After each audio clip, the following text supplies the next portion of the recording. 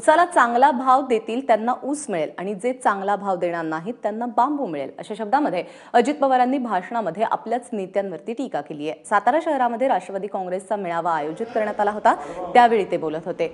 अच्छे दिनवरून देखील त्यांनी यावेळी टीका केली आहे।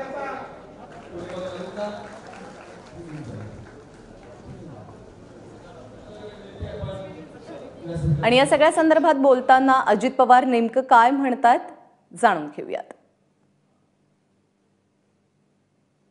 आता तुमच्याही तालुक्यातल्या कारखान्यात दिला पाहिजे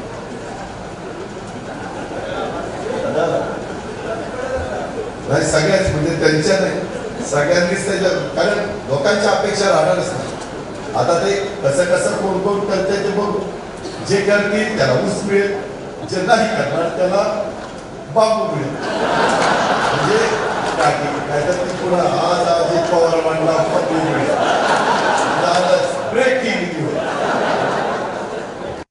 डिझेल, पेट्रोल, जेवण, मिसळ, अगदी वडापाव देखील महाग झाला, त्याला पण जीएसटी त्या ठिकाणी बसवतो। रेल्वे बसचं तिकीट महाग, गॅसचा सिलेंडर, आम्हाला तर ते रोज पेट्रोल पंपावर पंतप्रधानाचा फोटो आणि 2 लाख महिलांना सन्मान। कशाचा सन्मान?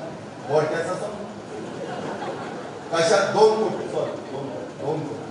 बघा किती फिट बसले 2 कोटी। सारखं जाहिरातबाजी करून तेवढंच लोकांच्या मध्ये रुजवायचं, परंतु त्यांचं सरकार आल्यानंतर महिलांनो तुम्ही विचार करा, भावाचे कृषी मंत्री असताना सिलेंडरची किंमत काय होती आणि आता मोदी साहेब त्यांचं सरकार आल्यानंतर आज सिलेंडरची किंमत काय आहे।